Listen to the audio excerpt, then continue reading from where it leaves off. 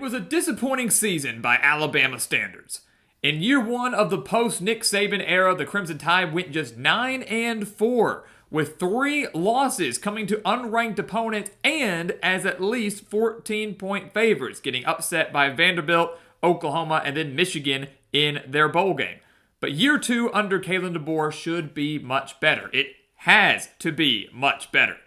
It's playoff or bust in Tuscaloosa, and that is why we are kicking off our SEC football predictions with the Alabama Crimson Tide, who to me is the most intriguing team in the SEC this year. So let's jump into it. Alabama, quick recap of what happened last year. Post-Nick Saban era, Kalen DeBoer comes in from Washington. People said he couldn't compete. He's not a Southern guy. He doesn't know how to handle the SEC. He's not going to be able to do it. But he had Alabama number 1 in the country at one point. Won that thriller over Georgia, number 1 in the nation, and then they got upset to Vanderbilt, 40-35 as 23-point favorites. Then a couple weeks later, they lose to Tennessee on the road, a game that Alabama really should have won. Then, despite all of that, they're still in playoff contention. They destroy LSU. They go on the road to Oklahoma and get destroyed by the Sooners, 24-3. That ended their playoff hopes, and then lost to Michigan in upset fashion in the bowl game. So not the best of years, but this season is looking to be a lot better. But all eyes for Alabama to start are on the offense, specifically at quarterback, where they will no longer have Jalen Milroe, who took a bit of a step back in 2024. Instead, they'll more than likely be starting Ty Simpson, who appeared in 6 games last year, but only attempted 25 passes. So all eyes on the quarterback situation in Tuscaloosa, but Simpson getting a lot of praise, a lot of excitement, strong arm, high football IQ, I think will fit well into this offense and will do well in this offense, especially with such a great supporting cast. You've got Jam Miller returning at running back after rushing for nearly 700 yards and 7 touchdowns last year. The top 2 pass catchers for Alabama return, including the 17-year-old, did you know he was 17? Former 17-year-old freshman phenom Ryan Williams, 865 yards and 8 touchdowns last year. Jeremy Bernard also returns after posting nearly 800 reception yards and 2 touchdowns. And the offensive line looks to be very, very strong, anchored by guys like Caden Proctor and Parker Brailsford. This is a loaded Alabama offense. The quarterback situation will work itself out, and I think will be better than some expect. And this is an offense I think could eclipse their numbers from last year, where they averaged over 33 points per game and over 410 yards per game. So Crimson Tide, just fine. Defensively, right now, the strength of the team looks really, really good. 8 of their top 10 tacklers return from last year, a defense that only gave up 17.4 points per game, only gave up 320 yards per game. They are loaded at all 3 levels, right? The defensive line's loaded with guys like LT Overton, Tim Keenan. The linebacking core is loaded with guys like Justin Jefferson and their second leading tackler, Deontay Lawson. Their secondary is loaded, maybe one of the best in the entire nation, led by Damani Jackson, Xavier Brown, Keon Sabb. Those 3 players alone combining for 7 interceptions, and Sabb was injured at times last year. So this is a talented Alabama defense that should be one of the best in the SEC. That, paired with a very strong offense, you would think would be enough to get Alabama to the college football playoff this year.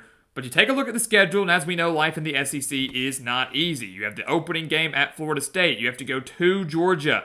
You have to go to South Carolina, to maybe an improved Auburn team. Then, of course, LSU is going to be tough. Oklahoma destroyed them last year. Tennessee beat them last year. Vanderbilt beat them last year. But I will say, look at the schedule. A lot of those revenge games for Alabama coming in Tuscaloosa. They lost to Vanderbilt. That's in Tuscaloosa. Tennessee is in Tuscaloosa. Oklahoma is in Tuscaloosa. So, and LSU, maybe one of the biggest competitors, is in Tuscaloosa. So, schedule is tough, but at the same time, maybe favorable. Take a look, though. Let's go ahead and break it down. They're going to beat Florida State in week 1. Week 1 is shaping out to be a fantastic opening weekend for college football. This is going to be one of the more marquee matchups. But new Florida State quarterback Thomas Castellanos, I think, has given Alabama some energy, has given them some motivation to come in there and beat the crap out of the Seminoles. Now, I'm not saying they're going to win by 30-plus points, but Alabama will win this game. Castellanos saying we're not really scared of Alabama. They're not the Alabamas of old. We're not really that concerned with them. And that's bold words for a guy that was benched at Boston College and is now inheriting a team that went 2-10 last year. Both these teams did disappoint in 2024, but Alabama's in a much better spot. They're in a better spot roster-wise. I think they're in a better spot coaching-wise. I think Alabama owns the edge in this game in every aspect with the exception of home field advantage, and they will be able to overcome that. They're going to beat the Seminoles, and I think they're going to make sure Thomas Castellanos knows who he's going up against. Thomas Castellanos is going to know by the time the game is over that Alabama has not gone anywhere and that this defense is going to be one of the best in the nation. Bama's 1-0. They're going to be 3-0 heading into their bye week. They'll cruise past ULM and they'll cruise past Wisconsin, who they beat 42-10 in Madison last year. An intriguing matchup here because Wisconsin does have a strong secondary, so it's going to be a good test for Ty Simpson, or whoever's under center, that we expect to be Simpson. Maybe Wisconsin hangs around for a tiny bit, but Alabama will pull away, win by double digits. So 3-0. Then you've got the big game. End of September, on the road at Georgia, the game that we're all looking forward to. That week is going to be massive. Not only will you have Bama and Georgia, but you will have Penn State and Oregon on the same night at the same time. So what a great day for us as football fans. But you take a look at the Georgia game. Again, Alabama won 41-34, arguably the game of the year last year in Tuscaloosa. The Crimson Tide led 30-7 at halftime, but then they trailed 34-33, and then Ryan Williams had the insane catch and spin touchdown in the final minute to give Alabama the win, plus the interception in the end zone to seal it, 41-34. Now they go to Athens. And here's the thing. Everybody's going to point at this game and this series and say, I'm picking Alabama because they've owned Georgia, right? I mean, Georgia rarely, if ever, has beaten Alabama. It just doesn't really happen. I'm going to go ahead and say I'm going to go against the grain here and actually go with Georgia. And I typically don't like to do that. I typically don't like to go with this team hasn't won in 10 years. I can't pick them until I see it. And I go with that logic a lot. And that's typically how my mind works. But this, to me, is lining up for a Georgia victory. Athens is such a difficult place to play. The Bulldogs are 50-4 at home in 9 years under Kirby Smart. They have won 31 straight home games. Yes, Bama has won 9 of the last 10 against the Bulldogs, but this is a ridiculous environment, one that I think is going to be significantly tougher than what they're going to face in Week 1 at Florida State. So a very tough game for Ty Simpson, a very tough secondary that he's going to be going up against. This is a elite Georgia team once again. Everybody's like, oh, Gunnar Stockton's in. How's he going to do at quarterback? The defense loses a lot. How are they going to do? But these teams, Georgia and Alabama, Texas, the elite, they reload. They don't really rebuild. And Georgia, once again, has reloaded under Kirby Smart. I think this game is close. I think Bama lines up well against Georgia, but the home field advantage plays such a massive role in this game for me. I've got to go with the Bulldogs here. Maybe Alabama continues their dominance over Georgia. I just don't see it happening in Athens, where Georgia has practically been unstoppable. It's close, but the Bulldogs get their revenge. Alabama is 3-1, but I think they're going to rattle off 3 straight victories to get to 6-1. I think they will beat Vanderbilt. Talk about a revenge game. It kind of comes at a great time, right? Maybe no loss is good. Maybe it's a good thing Alabama loses to Georgia. They lose. They've got to wake up. They've got to make sure they don't falter again against Vanderbilt. They've got to correct a bunch of things that go wrong against Georgia. And I think they put belt to butt, I guess I would say, against the Commodores, who are very, very experienced, but Alabama going to be hungry to avenge last year's upset loss, one of the worst, maybe biggest upset, surprising losses in program history for the Crimson Tide. So Alabama will win that. Then they're going to go on the road to Missouri, who they blanked last year, beat them 34-0 against the Tigers. I think they're going to win pretty comfortably again. The Tigers lose a lot of talent, especially offensively from last year. Alabama should cruise easily despite the game being in Columbia. Again, shut them out 34-0, and last year's Missouri team was better than the one they're going to have this year. So Alabama wins that, and I do think they beat Tennessee. They lost to the Volunteers 24-17 last year, but Alabama has won 10 straight games against Tennessee in Tuscaloosa. Now the Volunteers have some questions on offense. Does Joey Aguilar pan out? What's the wide receiver core looking like after losing so much? A lot of questions surrounding that. Tennessee's defense can only do so much, and his Alabama offense, I think, is going to be really hitting their stride by midseason, if not earlier. So at home, they get their revenge again, another revenge game. They get it against Tennessee. They are 6-1. They go on the road to South Carolina. That is an interesting game, because last year was an absolute thriller. South Carolina nearly put off the upset in Tuscaloosa, 27-25. Alabama won. But Alabama was outgained by 61 yards in that game. They allowed 4 sacks in that game. It was a game that felt like South Carolina should have found a way to pull off and win and didn't. Alabama very fortunate to survive that game. Again, only winning by 2. I'm going to say Alabama loses this game. I think they lose in Columbia.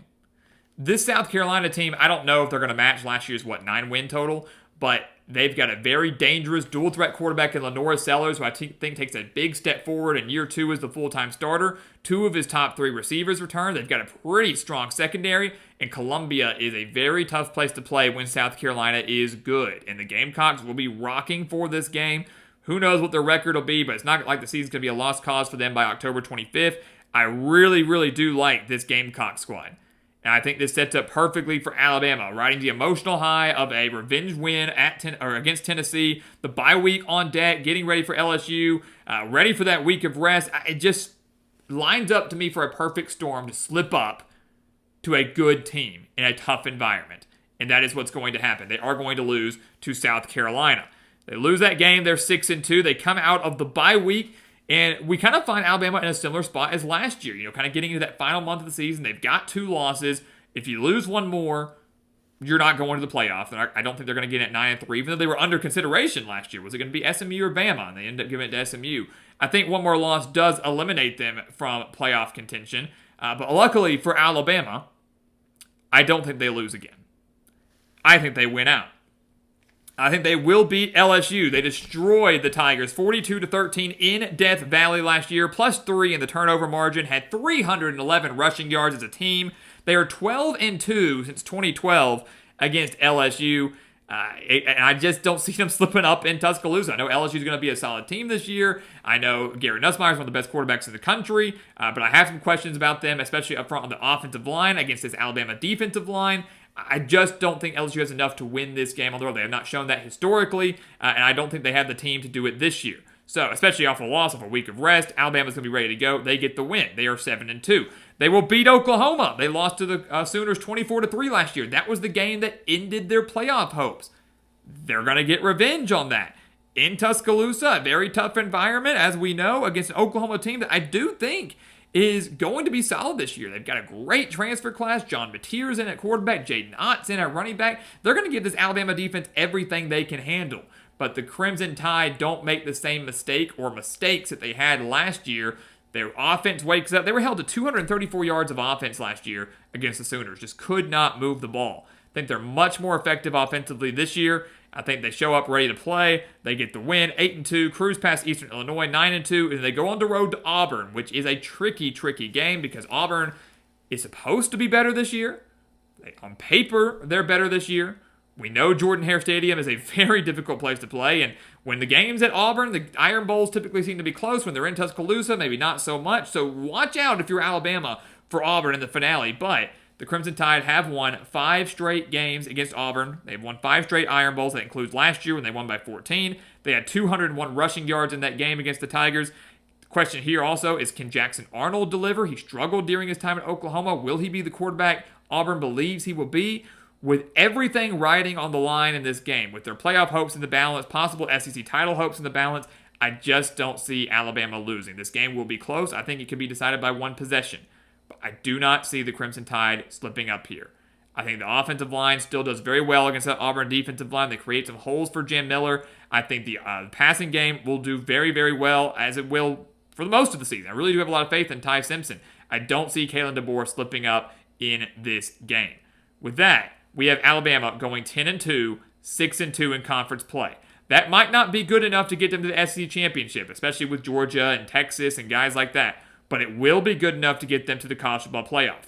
I don't see Alabama going 11-1 or undefeated. I think they're going to lose at least 2 games. We've got them losing to Georgia and South Carolina. Maybe you don't like those losses. Maybe you think they don't lose to South Carolina. Maybe they lose to Auburn. Maybe you think they lose to LSU at home. There are some losable games on the schedule, and I don't think Alabama's going to get completely unscathed. I think they're going to lose 2 games, but no more than that. 10-2 for the Crimson Tide. They get to the college football playoff, and as we know, as we saw last year, anything can happen if you can make that 12-team field, and Alabama will absolutely be in it. So guys, as always, thank you so much for watching us here at the Gridiron Expert on YouTube. Make sure to continue to like, comment, subscribe, share our videos, and check out everything down in the description below. That includes our website, thegridironexpert.com, home to our expert picks, home to our weekly newsletter, tons of exclusive content that you do not want to miss, content that you're going to want once this college football season begins. So go check it out. The link for that down in the description below. Again, thegridironexpert.com. And once again, as always, thank you so much for watching, and we'll see you next time right here on the Gridiron Expert. Yeah.